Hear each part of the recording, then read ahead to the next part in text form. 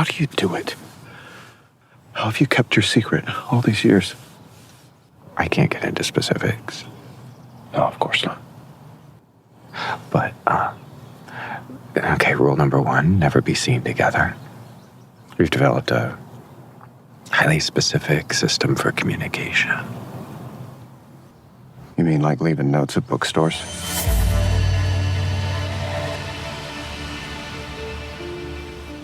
I was so starstruck. Being in the same room with my idol, I couldn't resist, and I followed you. I'm curious. They say twins can feel each other's pain. Is that true? Did you feel a sting in your chest last night? Around 8:20? Why? Because that's when I stabbed your brother in the chest. Did you feel a hot flash when I threw his body in the furnace? I'm glad that you and your twin found your thing together. Me, I have my own thing. Killing killers.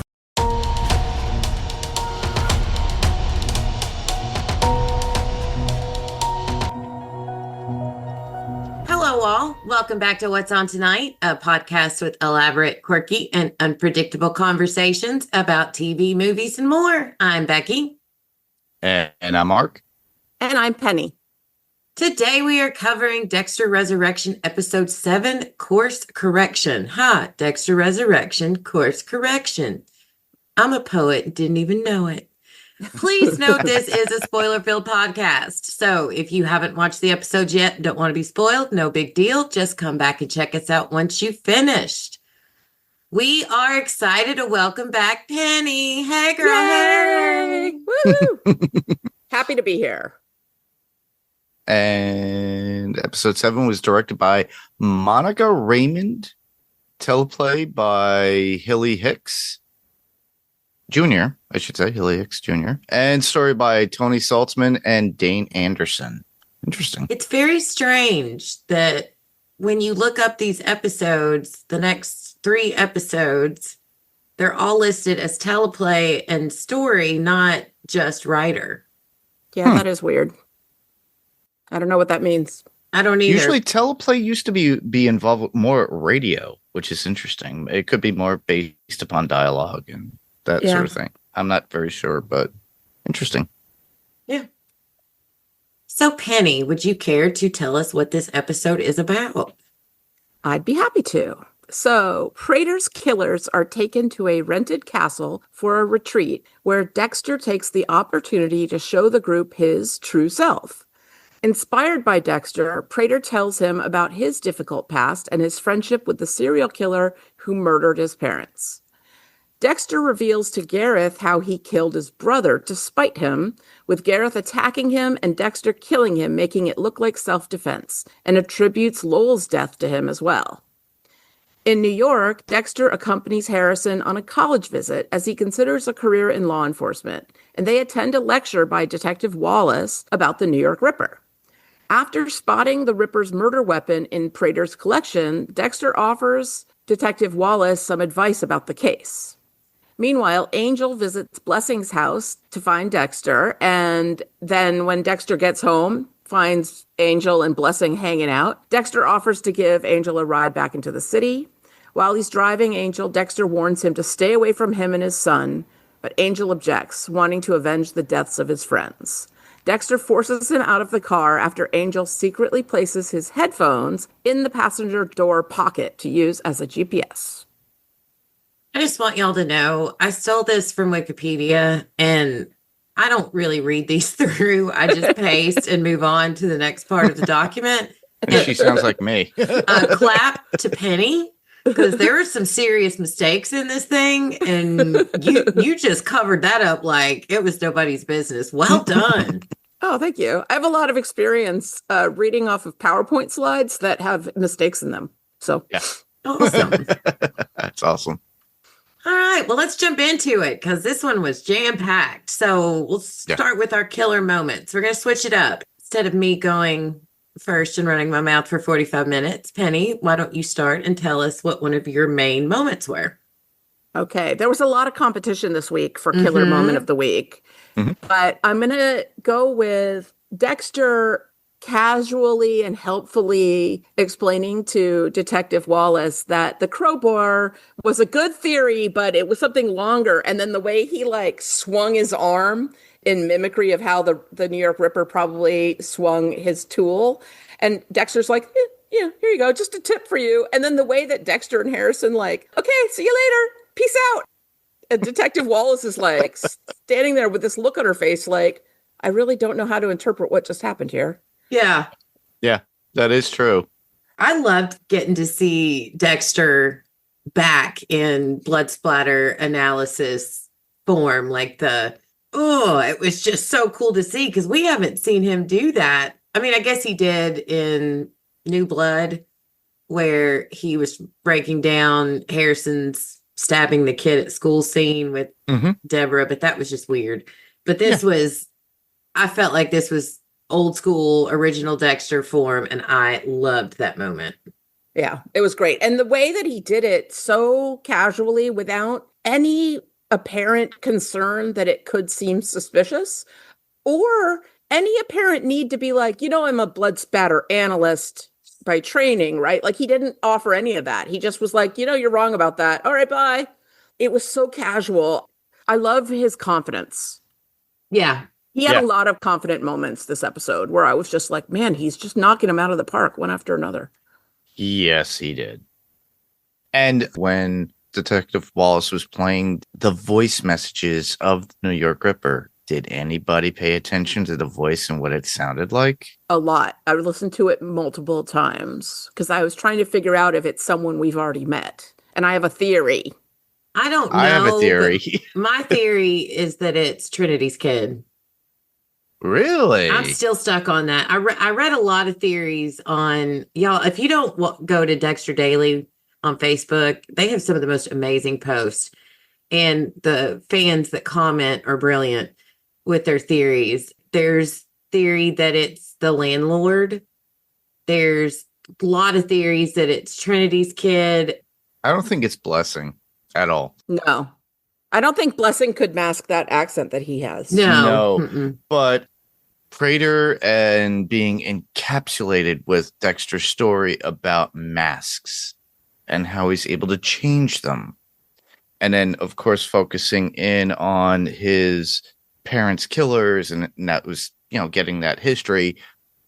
The voice sounds how deep it is, like Prater's. I don't think so at all. I think it's just the cadence and the nuance of the excitement was not Prater itself, but had the tone in it of Prater, in my opinion, like the actual tonality of the person. So I might be reading into it. I still have that in the back of my head, and that's into my, as I'm playing cards, it's that's my ace of spades at the end.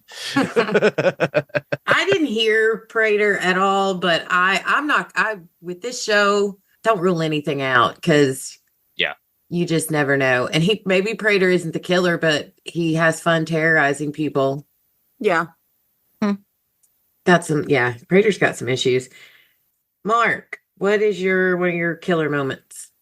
One of them is an interesting fun fact because we thought, this get together was going to be like, oh, they're going on a hunt together or kill together. They're not. We get to this lovely palace or castle, which is probably more of northwest of New York City, I would assume, because they have a castle and a couple places up here in this general area. But it was just like another meeting with everybody, which I really admired. And the fact is, it's like, oh, did you bring your tools, Dexter or Red? And he has to, and then Dexter's whole trying to fit in with these serial killers and being in their mindset and give his share. Now, at first viewing, the share to me seemed lackluster in every way. Al's was creepy as hell, and it was something out of the movie series of VHS being first person focused. I don't know if you ever watched those. Using a camera his kids got him a for body Christmas. camera, like a GoPro or something. Now, mind you, it was nice to see that the kill was done off screen. You didn't see the person's face, but there were feet and they were strangled, and it's sick. But the humor out of it was Dexter in front of the mirror acting out, saying, "Hey, I'm Red. Oh, I'm gonna kill you." It's all this weird stuff and trying to figure out how he's going to explain it. But then he goes into a whole dialogue about masks, which he knows firsthand what to do, which a majority of those serial killers would know how to do. Al, pointing out to Al, how do you go back home after you've done this? And then in his own point of view of, he goes, I don't know how to explain it. I can't go through explaining how I go through my kill because you're looking at this happy-go-lucky guy. And I'm completely different as that person, as, you know, the dark passenger, and, you know, utilizing his own experience to some degree, but also exposing himself in some way. It was creative, but on the first watch, I was taken out of it. I'm like, really? That's it? I'm waiting for Prater to go, I need some trophies. Do you have an actual trophy? What was he going to bring? A head or a scalp or something? No. And he didn't even show any of the tools that Red had in his bag. And it just went through this. And you're waiting for that conversation with Prater. And I thought, oh, great, he's going to get exposed. And then Prater goes, I loved it. Yeah. It was spectacular. I liked it. I liked the scene on both watches.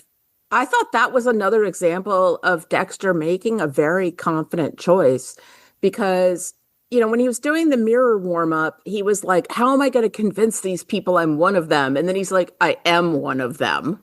Yes. All I have to do is not be too detailed and I can just be honest. Well, it also had Harry in the mix, too, in his head, trying to give him some sort of... Well, not to pretend. He told him, don't pretend. Be you. Yeah. Yeah. And the one quote out of that was talking about Red, and he was stating, you know, this is from Harry to Dexter, as right before he gets taken in by Charlie, saying, Red was an immoral animal, but that's not you. You shouldn't pretend that it is. And that's what he does. He goes in there and he gives his own version of himself, which doesn't really go into the science of what he's doing is kind of vengeful in a certain way, even though what he's doing is still not right. How does we always say this, how does a serial killer have a moral compass? I really liked the way he was talking about the real him and kind of almost giving okay, well, the only people that get to see the real me are the people who are about to die. And then once they die, that person is gone. The mask is back on. I'm this, like you said, Mark, happy-go-lucky guy pretending to fit in. And then he makes the switch. He's like, but what if really the dark passenger is always in control and allows me to put the mask on? I thought it was brilliant. And I thought it was brilliant acting, writing and acting by Michael C. Hall, one of many in this episode for him. And I feel like the warning with Al, you know, you can't have both family and this life was kind of a warning, almost like a Trinity killer warning that you can't have both. Yeah. Yeah. Dexter actually had seen it from Trinity Killer's perspective because he himself couldn't have it. And that's when you get the flashbacks of Harrison's mother dying and him and how he pitied when he was having that conversation with Prater about loss and everything. Trauma. Yeah. Did anyone notice? I noticed it the first time, and then I made sure to really look the second time.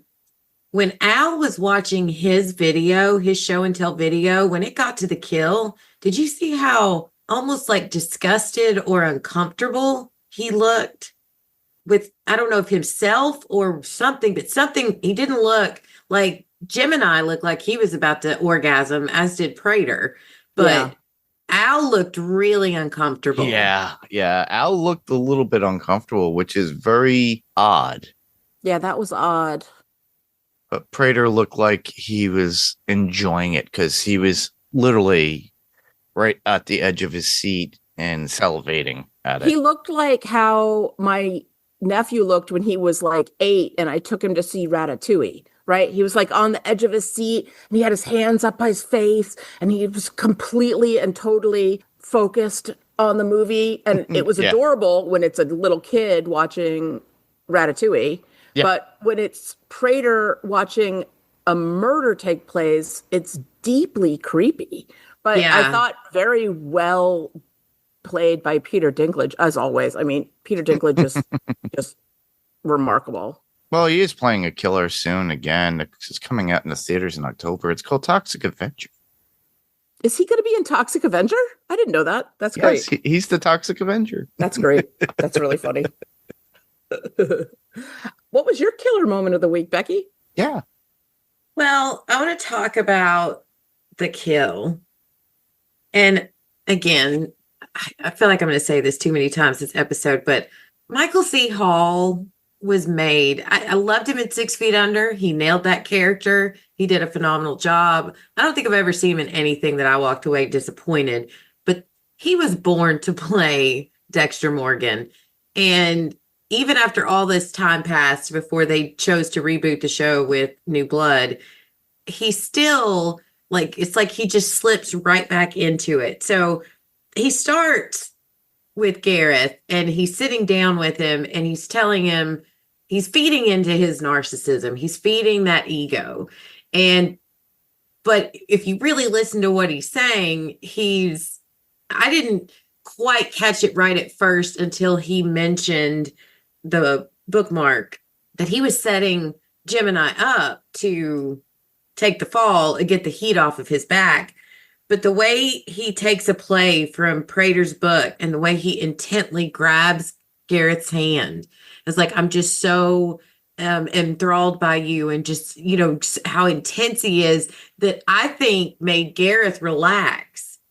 Yeah. From being discovered that, hey, I know you're a twin. And then Dexter, what I put here in my notes, he goes in for the kill, literally, but he mentions the bookstore. And when he delivers that line, they say twins can feel each other's pain. Is that true? Did you feel a pain in your chest around 9:30? Because that's when I stabbed your brother in the chest. And then admitted he kills killers and just sets Gareth off.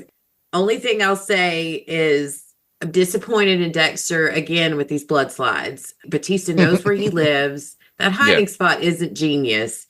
And I wish he wouldn't have done that, but it sticks to the story and I'm sure it's going to pay off later, but I hate that he's doing that.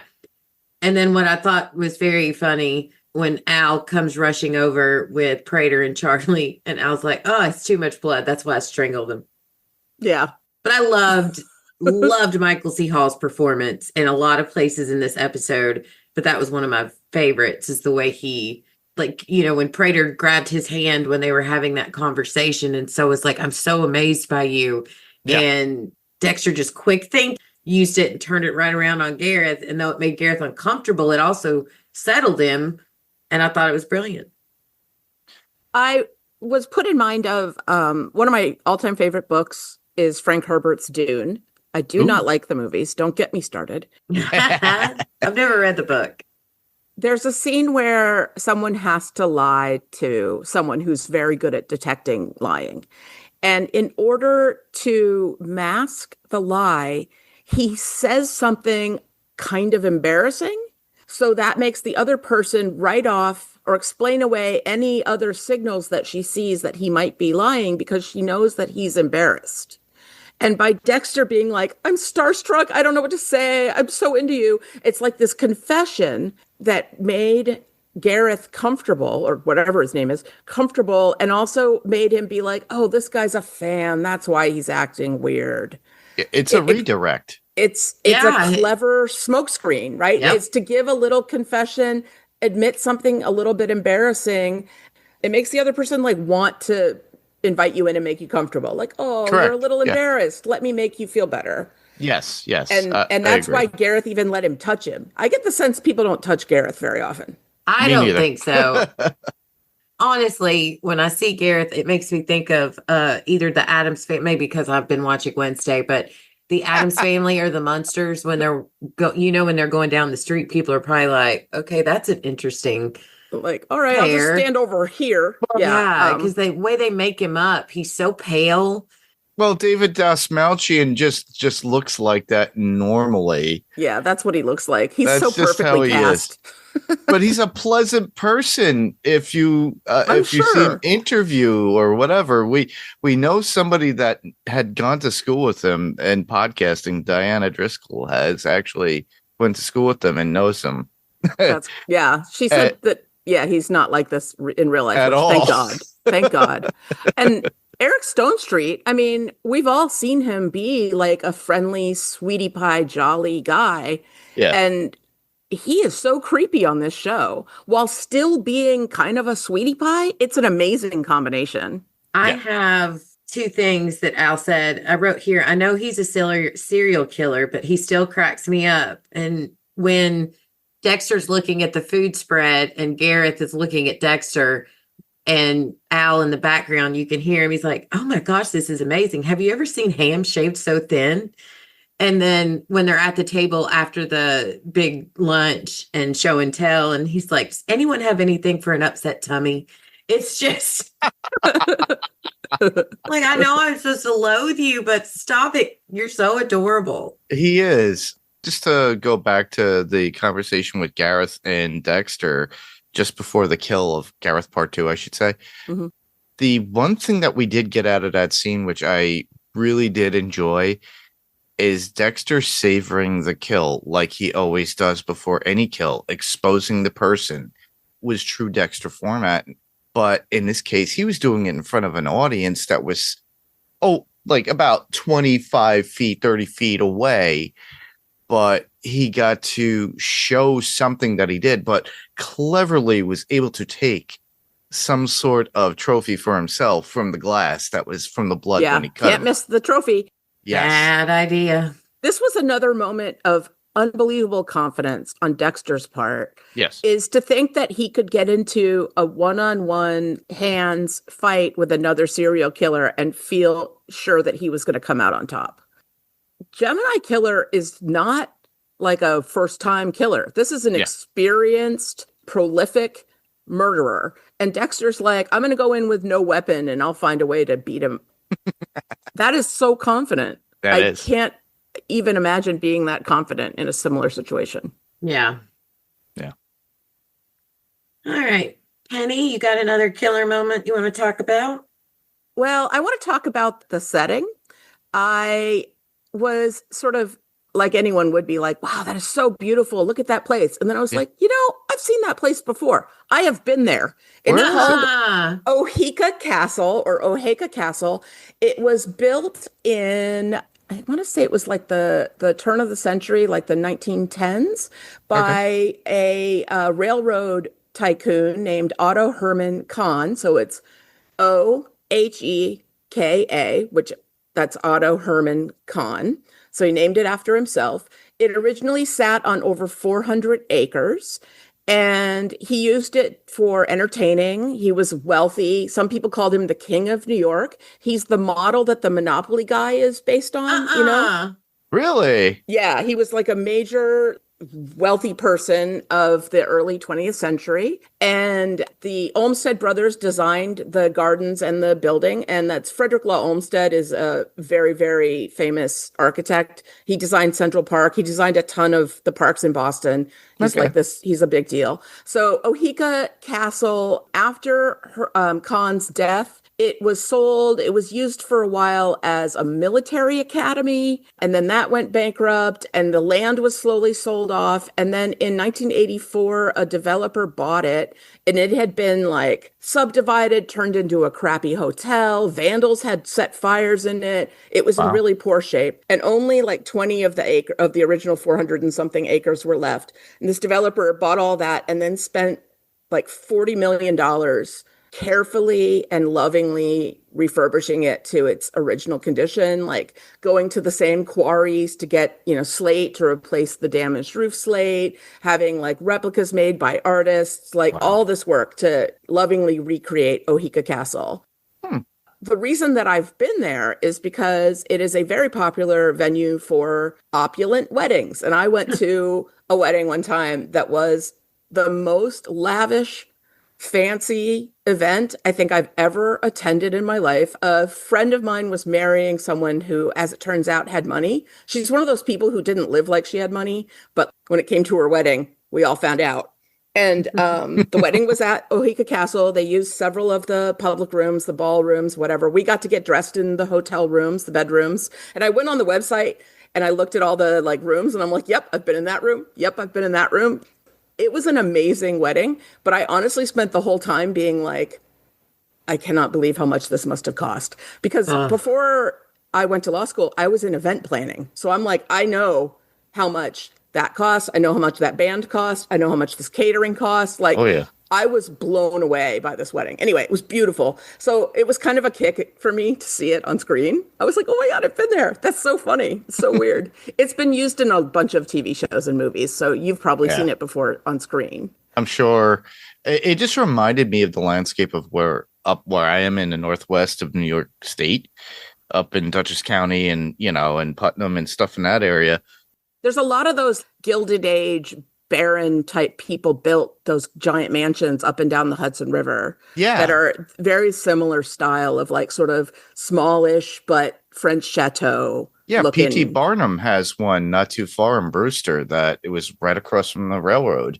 Yeah. And it's one of those houses. But yeah, and there's like the Roosevelt Mansion, the Vanderbilt Mansion. And there's so many times. The Vanderbilt Mansion's amazing. The Roosevelt land is still upkept, and you could go into the house. There's tours. But what Penny was telling you about the Ohika Castle, if any of you listeners want to, you can probably go there just to go and walk the grounds.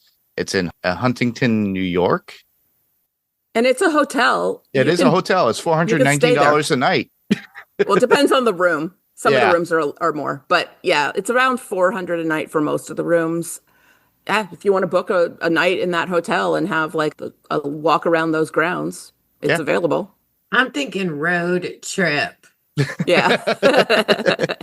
That would be such a fun road trip. That would be so. Hey, it could be one of our Sad head get-togethers. Yeah.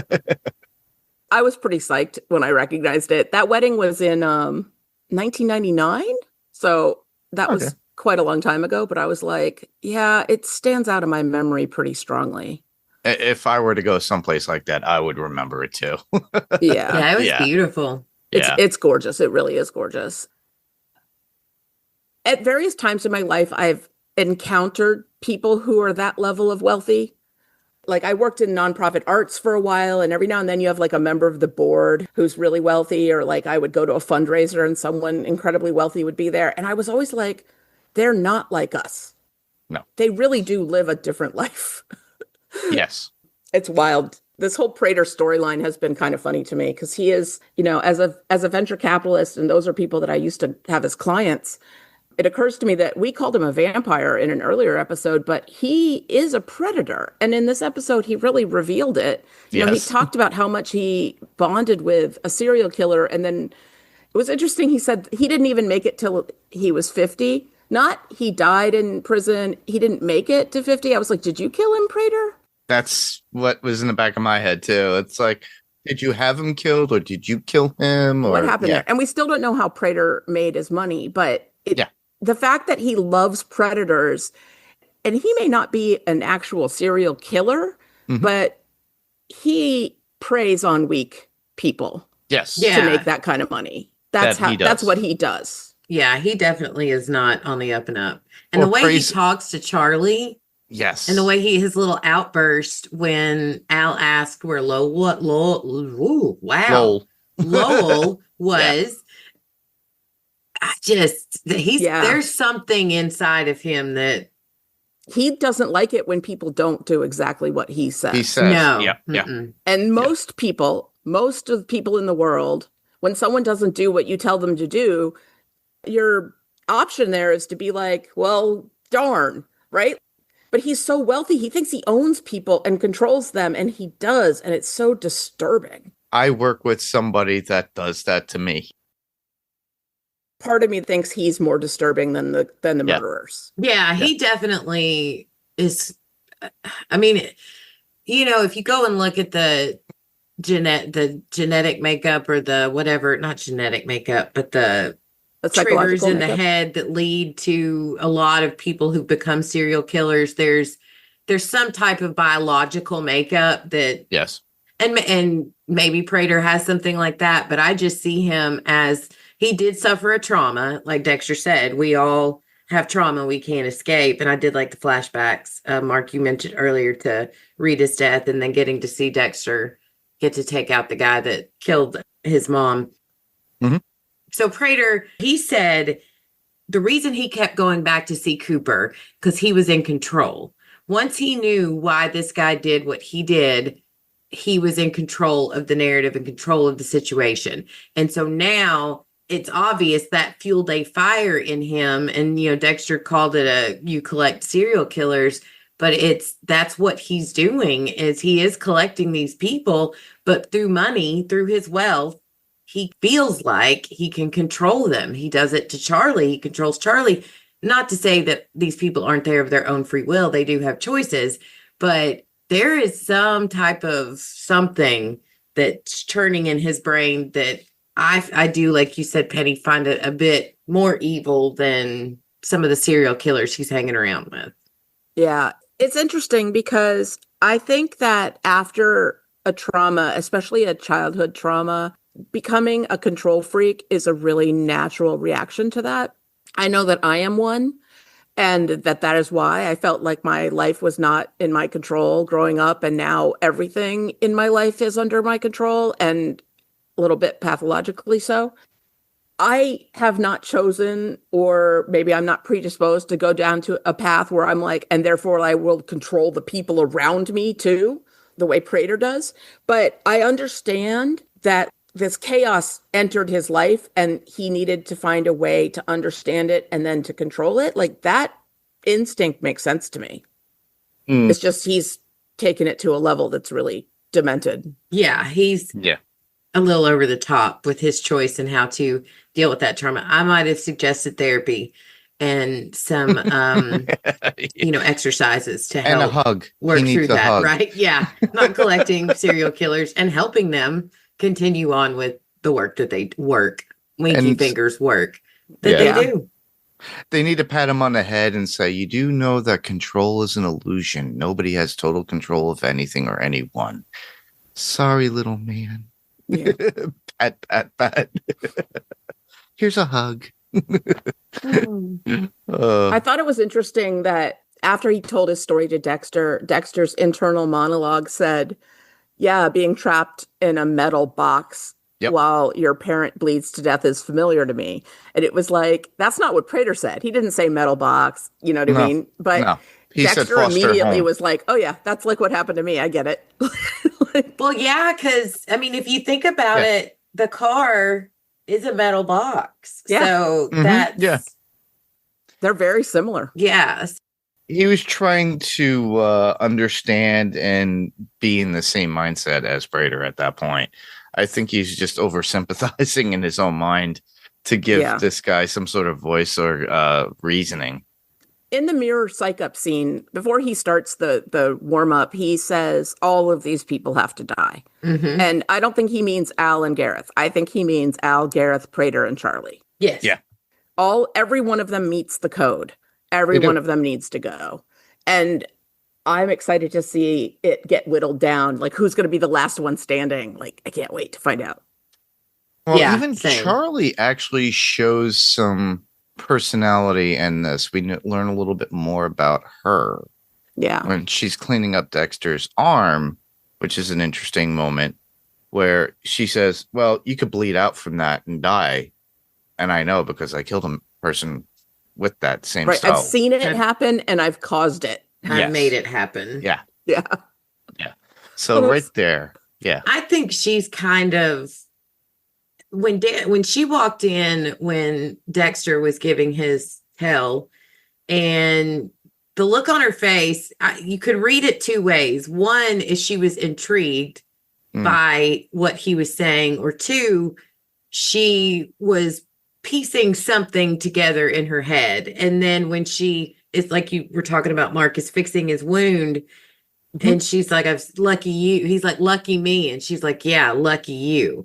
Almost like, "Yeah, lucky you that you've gotten away with your bullshit for so long." Yeah, that was a veiled threat, I thought. Yes, I think so too. Yeah, because she was like, I don't think the Gemini killer would suddenly start killing in singles. That doesn't." And they were all like, "Oh, shush, we've solved a mystery. Everybody move on." Like, but also her reaction at that moment, she comes out and she's ready to shoot Dexter at that she point. did. She kept her gun on him till She Prater was on said, there like "Put it down." like a sniper or somebody that is in bodyguard mode. And Prater's like in love with Dexter at this point. He's like, "No, not my precious Red, who understands me like nobody else ever has before." Like he wasn't going to see Charlie shoot Dexter. Yeah. That was not going to happen. No. Which was an interesting turnaround, because you would think with all that had transpired, even at this little meeting gathering, that everything would go in bad terms for Dexter with Prater and everybody else. But it hasn't. It just was like, I was waiting for something to go south. He keeps and nothing succeeding. really did. I'm just waiting for it. Well, when Batista is talking to Blessing and when he's talking to Dexter, he makes that comment, he always fits in wherever he goes and everything always seems to work out for him. And that's true. Yeah. That is true. He's got either an amazing guardian angel or the best lucky rabbit's foot somewhere, because no normal person could get away with what he's gotten away with. And it really makes me wonder, if this does play out 2 and 3 more seasons, will they end it where Dexter gets his due, or will he ride off into the sunset and live happily ever after? I'm kind of torn on it, because I know we're not supposed to like Dexter because he is a killer. Yeah. But you do. But I do. I find myself, it was like Joe Goldberg in You, if any of you listeners watched You. Until that final season. Yeah, there were moments where I was wanting him to get away with it. I'm like, wait, no, this guy's bad. Bad. It's a testament to both it's Penn Badgley, right, who plays Joe Goldberg, and Michael C. Hall, and their ability to exude warmth in the middle of being this horrible, creepy character without it seeming phony. Like the acting ability to play both things simultaneously is amazing. That is true. And then you get that moment where he's sitting there after the Claudette seminar, and she makes the comment about not being able to have emotions. And he looks at Harrison and he says, "I may not experience love like normal people do, but I know the way I feel about you is different than the way I feel about anyone else in this world."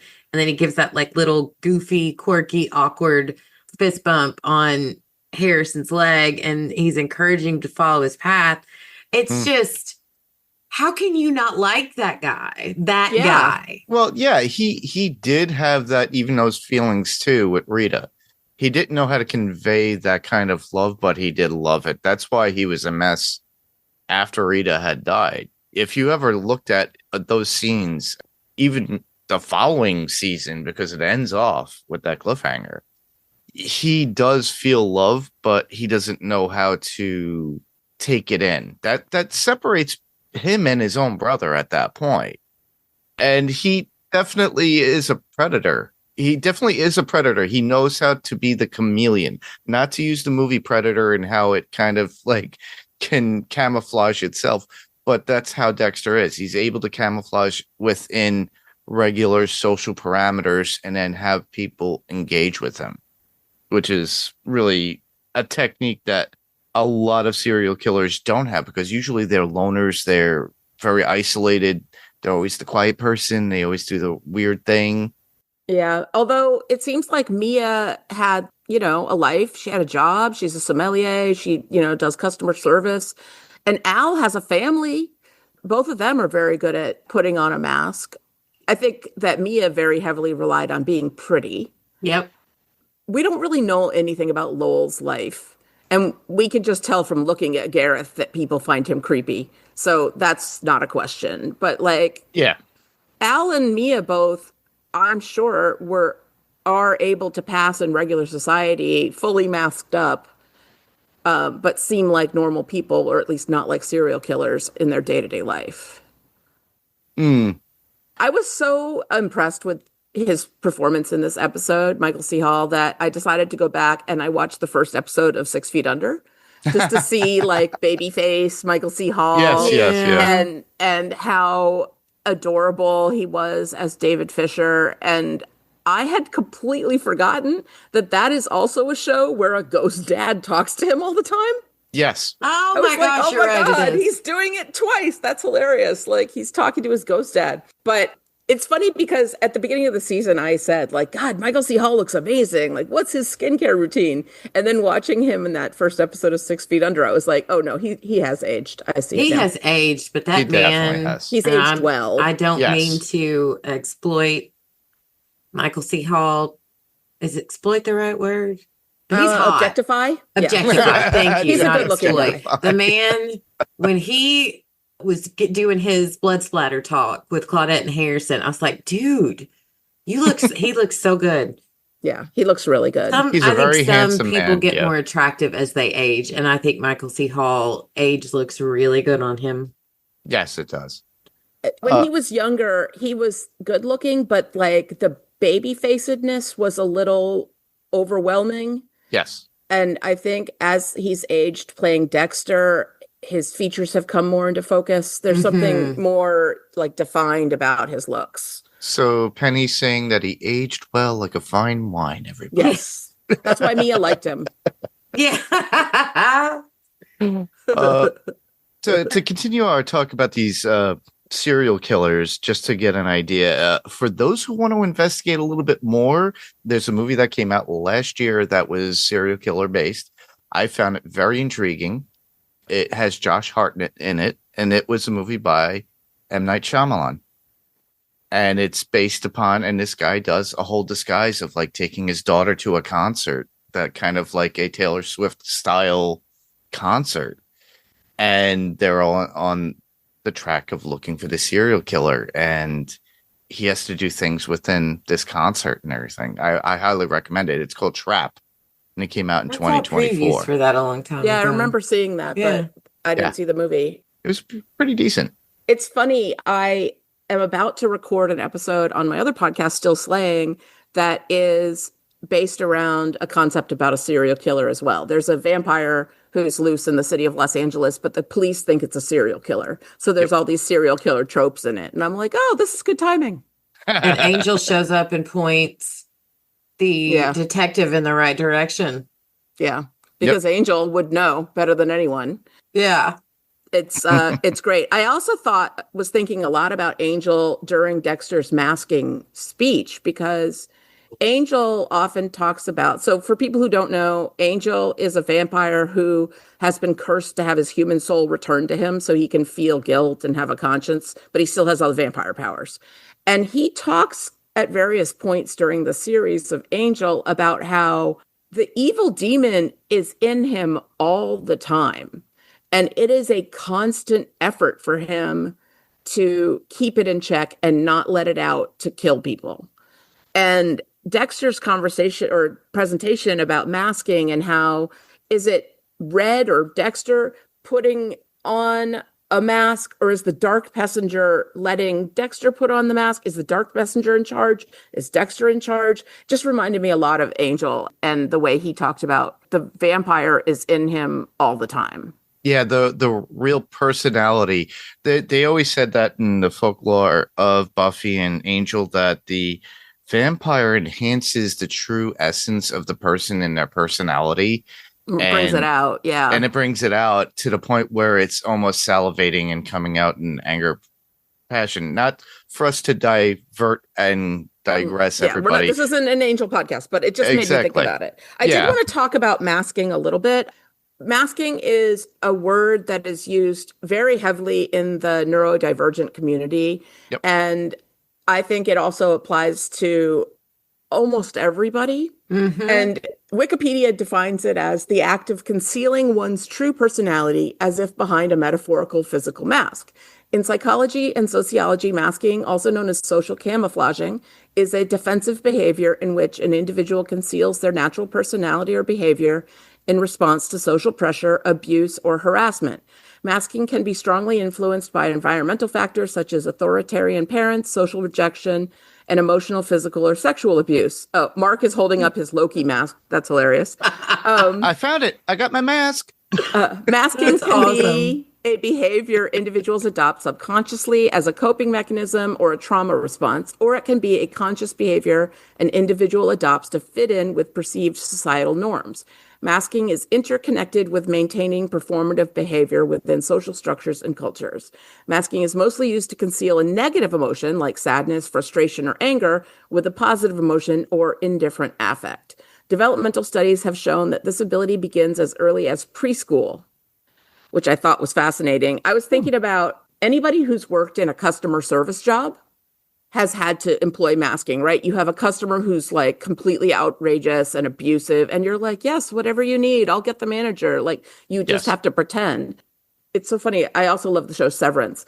And when I left my job as a lawyer and took some time off, I felt like I was releasing my innie. Like I was like, oh, innie, you don't have to go there anymore to the horrible Yeah. severance factory where you're a lawyer and you're constantly pretending to be someone that you're not. And that's Yep. how it felt for me for most of my legal career. And masking is, I don't know, I really identified with Dexter. It's so painful how much I identify with the characters, that these horrible, horrible people who are predators. But I identified with him a lot when he was talking about how exhausting it is to mask and how liberating it was in those moments when he was with his victims to be able to let the mask down, and how that's the only time he could. And I was like, God, I used to live for times when I could let my mask down. And now I pretty much live unmasked all the time, and it's great.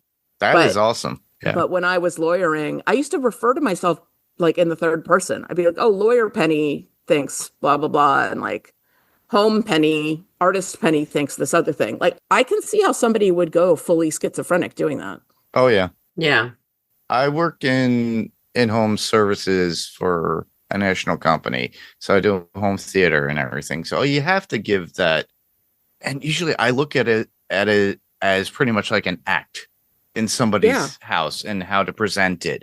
And then as soon as it like literally will go south, that's when damage control I have to present, and I have to articulate and be very specific in how I word things. And I know that feeling all too well. And yeah, you can lose yourself, everybody, if you really do. As long as you don't talk in another voice and call yourself another name. Hi, Pixel. Pixel has made an Oh. appearance, everyone. That's Penny's cat. Penny's cat showed up. Yeah. Pixel Yeah, has that's his entered the butt. chat. I hope that listeners don't think that me identifying with Prater and Dexter means that I am a serial killer. No, She is. I would never kill anybody. I don't intentionally. even know if I could hunt an animal for food in the apocalypse. I have doubts about that myself. I let this little monster, my fur baby cat, claw the crap out of me, and the worst thing I do to him is like remove him from my bedroom. So You toss him off the bed. Yeah. I'm actually a very gentle person, but I do identify with these characters in some ways. I think that that's just really excellent writing that Mhm. makes them Relatable. so Yeah. relatable and real. And it's so interesting how you were saying that, Becky, that like you would find yourself falling for Joe or like rooting for Joe in the show You. And we talked about this early in this season of like, we find ourselves all the time rooting for Dexter Mm-hmm. and having to remind ourselves like, no, he is a serial killer. The police should catch him. That would actually be good. And it's excellent writing and excellent acting that makes it possible. There aren't many people that could make a serial killer so appealing. He does a great job. Mm. Yeah. Last note I've got is I thought of Kelsey when this moment happened because she was so hard on Harrison for his inability to lie in the last couple of episodes. First, I want to say Harrison's got a little game. Him getting that girl's number, that whole back and forth so cute. so freaking Gigi. cute. And then when Harrison and Dexter are called to the front of the classroom by Claudette, and Harrison's like, yeah, I'm here because I'm thinking about becoming a cop. And he tells Claudette that his experience with her made him interested in police work. And then Dexter, I don't think Dexter was as good spinning his story about Batista going crazy after Dokes was outed as the... Yeah, that seemed kind of transparent. But I wonder if that's because we know the story. If we didn't know the story, would you find that more believable? If I hadn't met Batista, but Detective Wallace has spent time with Batista, and he does seem like hyper focused on Dexter, but he doesn't seem like unhinged. Oh, that made me think about something. When those two were in the police station together talking back and forth, and Batista asks Claudette, don't you ever trust your gut? The look on her face said to me that, yes, she did once trust her gut, and it went terribly wrong. So I'm super curious what that backstory is, and I hope we get it. Same here. So I want to tell you now my theory about the New York Ripper. Uh-oh. Okay. First of all, the taunting voicemails are such a great fact about him that makes us hate this guy. Like, hate him. Like, the pictures are enough to think that the person is a monster, but like the voicemails are just next level. But I thought it sounded like her partner. Really? Oh, shit. Okay, I got to go back and watch now. That didn't even cross my mind. I assume whoever it is using like a voice disguise, some kind of modulator to make those voicemails. But the cadence and the accent sounded to me a little bit like her partner. Like and I was Melvin? like, either we've already met the New York Ripper, it's a character we've already met in the story, or that's going to be season 2. That's my theories. It's a possibility, yeah. I think season 1 will end with the rest of the serial killer gang being eliminated, and maybe, unfortunately, I don't know, Batista. I'm worried about him. I am Yeah, very I'm worried worried about about him. Batista as well, and, you know, we talk about masks. When Dexter and Batista were in the car together, and Batista took his mask off and was like, okay, no more fronting. Yeah. I know what you did, and I'm going to get you. And Dexter took his mask right off, and it's like, well, if I am who you say I am, do you want to fuck with me? I'm like, oh, That shit. was They threw down the gauntlet, man. That was my Tense. second choice killer moment of the week. That was an amazing scene. And then when he's like, he just pulls over like in some random location. It's like, you get out now. This is where you get out. Leave. Like, This is where you leave. damn, shots fired. Shots fired. It was amazing. I was thinking about Blessing for somebody who has seen the darkest parts of humanity, right? Like being a child soldier is one of the most evil things that can happen to a person. And he survived it. He has no suspicions about new people. No. He's like, so Dexter, open. come live at my house, person I met today in my car. Oh, Detective Batista, I've never met you before. Come inside and dance with me. Like, he's just so welcoming and open. Like, does he have no instincts? Like, I would think that after going through what he went through, he would have some kind of natural defenses. And like, I don't think Batista would ever hurt him, but Batista definitely had an ulterior motive and was not telling the truth to Blessing. And like, that his alarm bells don't go off about Dexter at all. And in fact, he's like, Dexter's almost part of the family. It's like, dude, get some instincts. You leave Blessing alone. He's saying that Blessing's naive. Yeah, but it's shocking to me after the trauma that he went through that he's just not more guarded.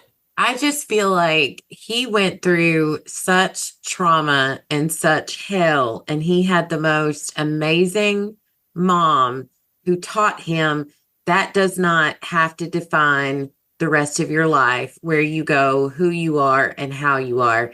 And so he has chosen to be an open, loving, amazing human being, and I'm here for it. I don't mind him letting a serial killer live in his basement because it's Dexter. And I don't mind him letting the Miami, because he loves Dexter. So any friend of Dexter's is a friend of mine. Come on in. I hope that doesn't backfire and somebody comes in and kills Blessing because of Dexter, but that's not Blessing's fault. Ooh. That would break because who do my we have heart. left? All we have is Charlie. And Charlie. And Prater. And Prater. And the New York Ripper. I still think Mia's alive. Yeah, that's something that I wanted to focus in a little bit. And I found it odd because the way Prater mentions it, that she died in jail, she's left us, and the reason why I got this was because it was her when we first got this together. This is where we first were. She loved it, and blah blah blah. I'm like, I was waiting for her to walk out, honestly.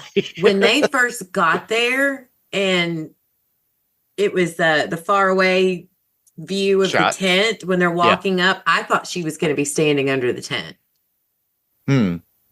I know I'm wrong a lot. If you listen to our podcast covering The Better Sister, I didn't get anything right.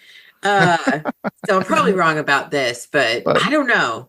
Yeah. Stuck in my head. We'll see what happens. My predictions for how the show is going now, I'm like you said, I think we're going to start seeing the remainder of the convention crew, which are in it, would be Al is going to be the next on the list, then Prater, and I think Charlie and Dexter would probably work together at a certain point, and I think Batista might fall into that mess along with Detective Wallace and Detective, I forget his name, Melvin Elmos or something. I don't know. Ken. He's just Ken. Is it Ken? Oh, okay. No, I mean like Ken and Barbie. He's just Ken. Like she's everything and he's just Ken. But I see it, and I would not be surprised if they end the season off with a cliffhanger, because right now we're discussing episode 7. We have 3 more episodes left? Yeah. 3 more. Yeah. So, yeah. Al's got to go next. It's got to be Al. Yeah. I'm sorry, All right, Al. listeners.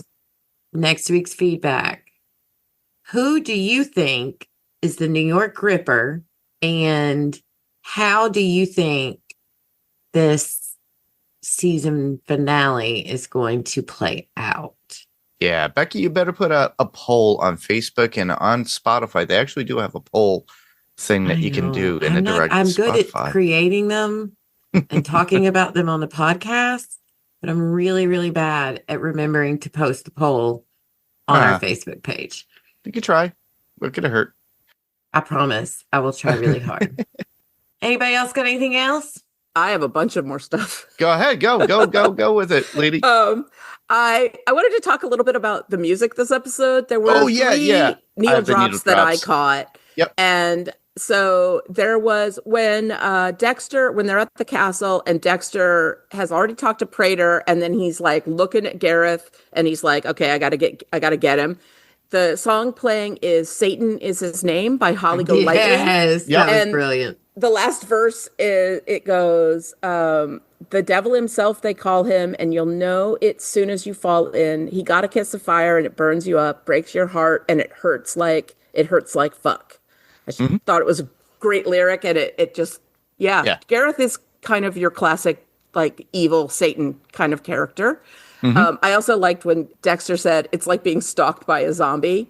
Now I know Gareth won't stay dead. Now I know how Harrison felt when I showed up. Just thought it was a great line. Yep, same here.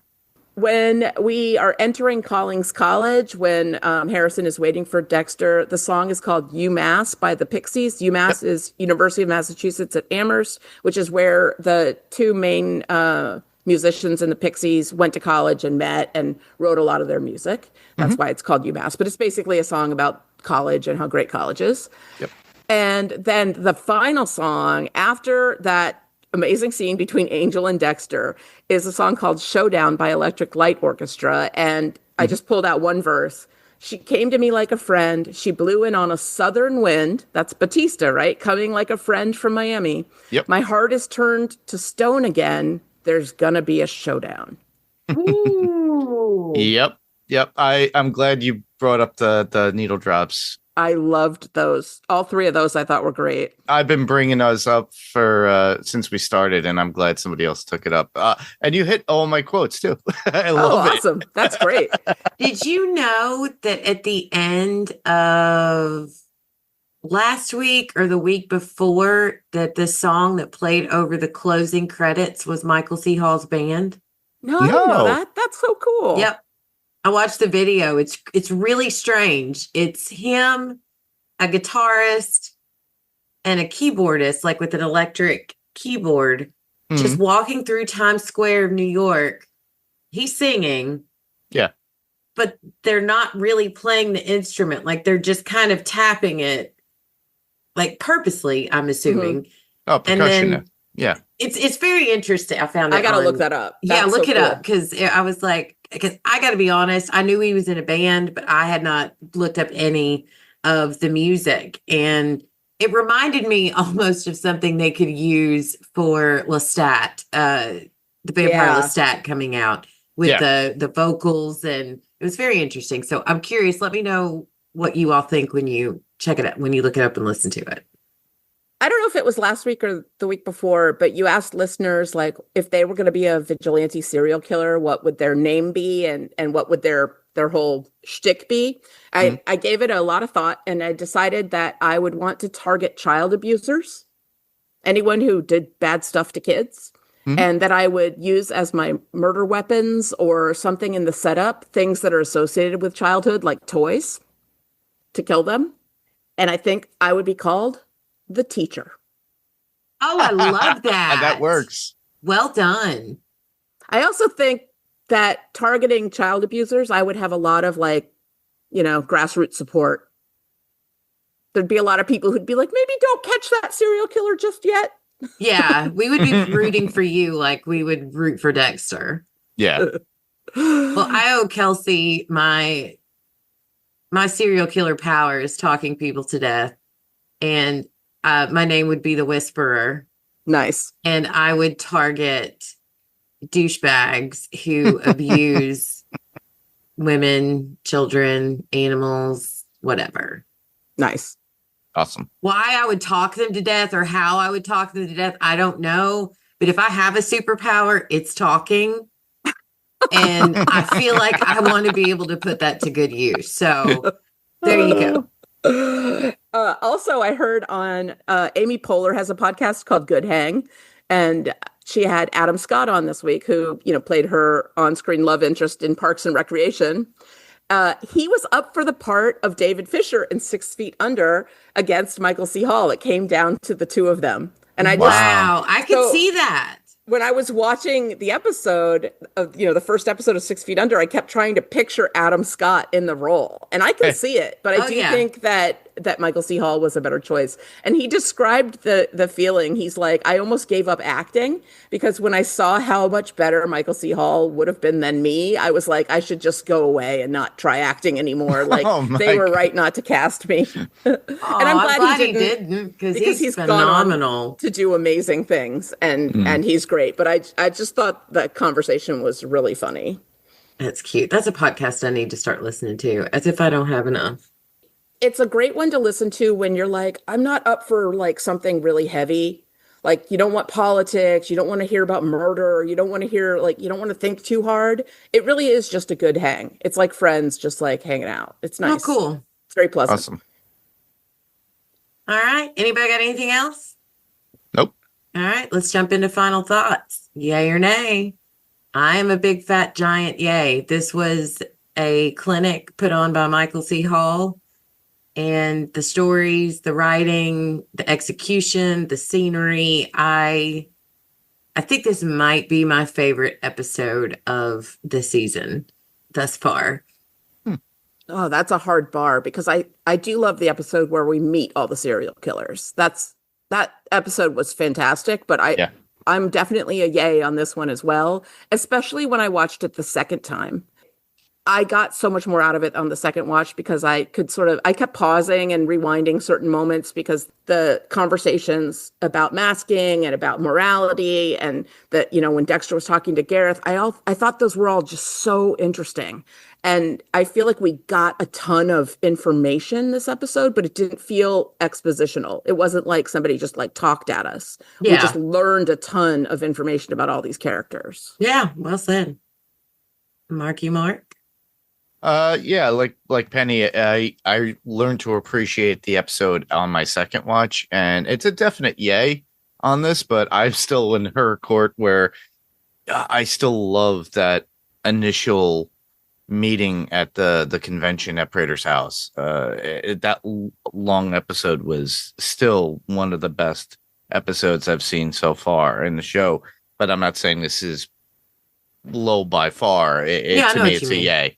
Yeah. It's a good episode, and it's solid with the writing, and it gave us a lot more flavor, a little bit more flavor with Dexter, especially when the conversation with Batista, his talk with Harrison's progression, a new meet cute. So Elsa's not in the mix for a romantic love interest for Harrison. It's going to be more Gigi than anything. So I think that's a good thing. And then adding on to the more analytical view of any viewer of going, who is the New York Ripper? The audio clip for this week, because she wants the voicemail from the New York Ripper, and I was like, she's like, well, just for future comparison. Oh my God. I was like, okay. Wow. It's so funny. She's not wrong.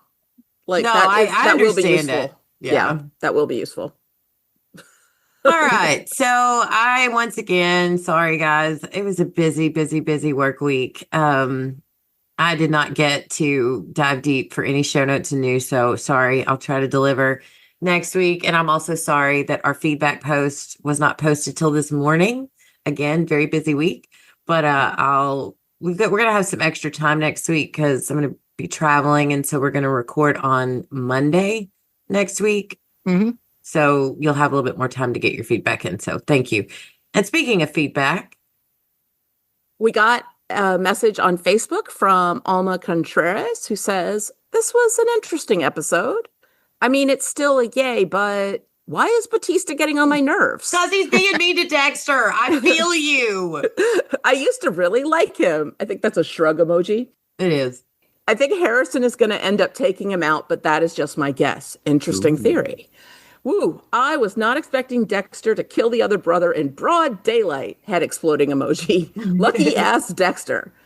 I have been thinking about the question y'all had about the cats and the mouse. I think Batista, Claudette, Prater, and Charlie are cats, and Dexter is the mouse. Mouse that emoji. Makes sense. And I agree, Alma. That's my thought as well. My vigilante serial killer name would be the Nightingale Slasher. I would take out evil and annoying caregivers. I work at a care home, so shrug emoji. Oh, that's amazing, Alma.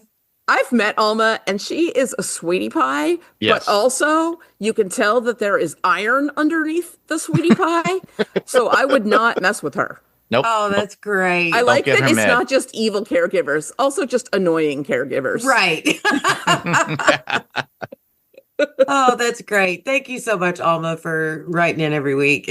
Your feedback is always fun. And thank you for playing the what would your serial killer name be? All right, from Kelsey. Things are moving so fast. I wonder if they will keep up this sort of pacing in seasons 2 and 3. I hope so. I hope they bring it. I hope The that episodes they are don't. dense. Like there's a lot that happens. By the time you get to the end of it, you're like, oh, that's it. Usually, last week I was ready for it to be over. But I feel for the editor that has to go through the amount of footage that they have to film to create this story. Yeah, I always halfway that's through how the that works. episode, I'm like, oh, we must be close to the end. No, there's a lot more story There's coming. a lot more story. There's just a lot that happens. Mm-hmm. So she goes on to say Al's Winky Fingers little movie and his giggling while strangling that jogger and them watching was so disturbing. It was the look on Prater and Gareth really Garrett's looked face, sexually man. turned on. He That looked was so gross. super It was gross, very gross. Dexter was absolutely savage in how he told Gareth about killing ... Gareth. And then in contrast, Dex is trying so earnestly to be a good dad, and it's heartwarming. I know. He just makes you feel things. She said another very strong ending that left me immediately wanting to watch the next one. Thank you guys for all that you do. Signed, Cowgirl Killer, with the cowboy smiley face emoji, a butcher knife, and 2 baseballs. Oh, Kelsey, I love you so much. And thank you for all that you've done to support us on this podcast. You're amazing. And of course, we also got a voicemail from our friend Steve Brown. Hello, what's on tonight? This is Steve, and this is going to be for Dexter Resurrection Course Correction. By the way, I don't think anyone else has ever mentioned it. I really like, I can't remember if they did this in the original show or not, but the quick clips at the very beginning after the previously on, where they show us what's going to happen in the episode, is pretty fun to watch. Also, Uma Thurman looks really good in that serial killer outfit with the sunglasses and the tight top and the, wow, she's looking good. Oh, and Prater doesn't care that the tattoo guy isn't there, and he's just moving past the Mia is killed. Oh, Harrison's friend showing him the College of Criminology. Wonder if he's going to study blood spatter. And Dexter's finally able to use some meat around Prater. That was just gross watching him kill that woman and then Pop needs to give you a haircut. Ew. And Dexter trying to figure out how he's going to pretend to be red. As dark it is, it's also darkly hilarious. Ooh, Dexter just touched James Remar in his hallucination. Have we seen him do that before?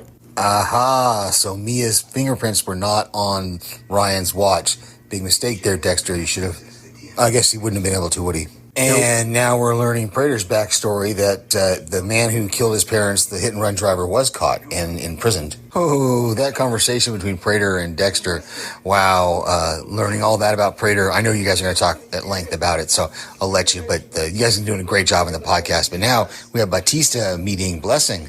Oh, and Dexter just tells him straight out that he knows he's a twin, and Gemini tries to deny it. Watch out, Dexter, because you might confront this guy's psychosis, or he might really be just faking it. Okay, so it's not a psychosis, it's just a strategy. Or the twins, I mean the Gemini killers. Oh, and Dexter's totally admitting to him that he killed his brother. Oh, I did not see that coming. I did not see Dexter killing him right in front of everybody. Yeah, but Charlie can see through it.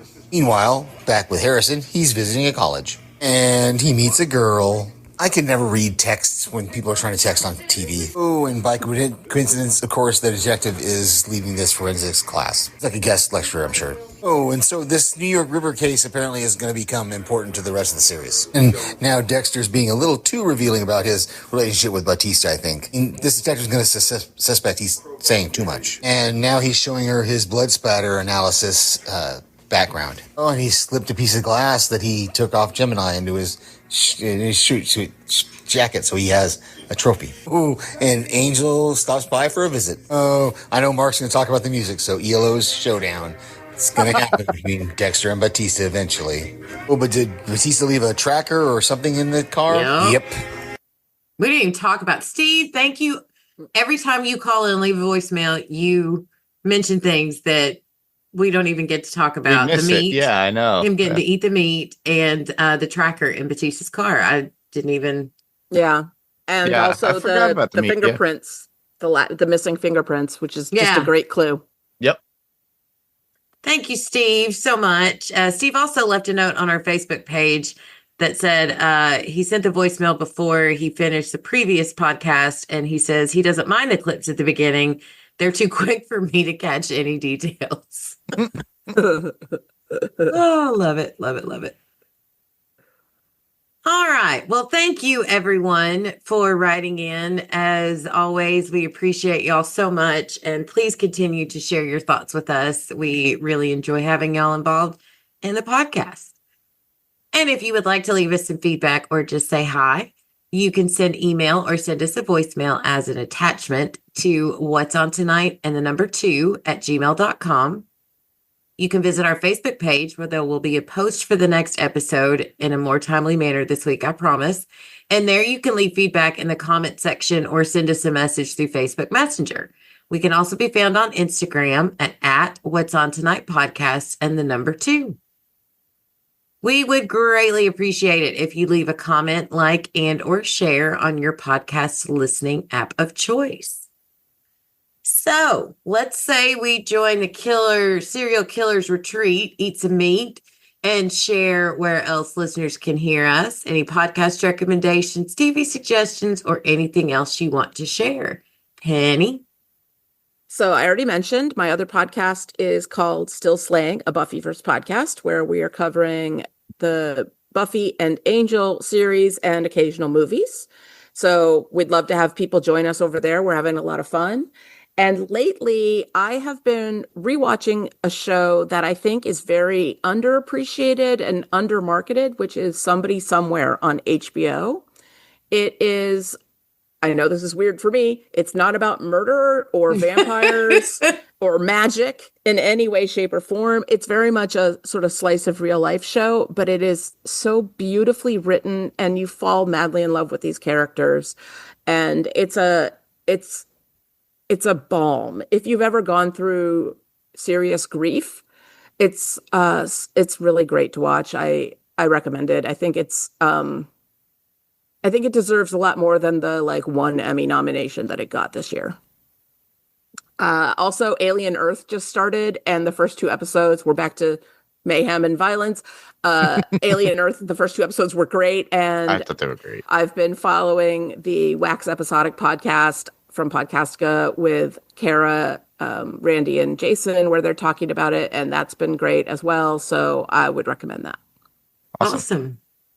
Oh, and one more. Monica Lewinsky has a podcast called Reclaiming, and it is so good. Good for her. Yeah, I heard about that. Good for her. So I just listened to her interview with John Oliver, and it was fantastic. Oh, I gotta check that out. I would check that out. Well, with me, you could always hear me on Panels to Pixels podcast, as always. Right now, it's the collaboration with Podcastica and Panels to Pixels. We're putting out Sandman weekly, so we're concentrating on that first. Jamie and I have to coordinate our schedules, but we're going to go back to Invincible, and then later on in the coming week, you'll hear from myself, Rob Moda, possibly Steve, maybe Adam Gonzalez, and we're going to do our coverage of Peacemaker. For Adrenaline Cinema podcast, look out for more stuff from myself once I get people coordinated. But Lara and Billy, with an IE, will be doing their coverage of Mayfair Witches. They're going to be putting that out sometime soon. And you can hear me on the Pirate Car Entertainment podcast, where I do the music podcast, and we'll have some stuff out for you soon. Awesome sauce.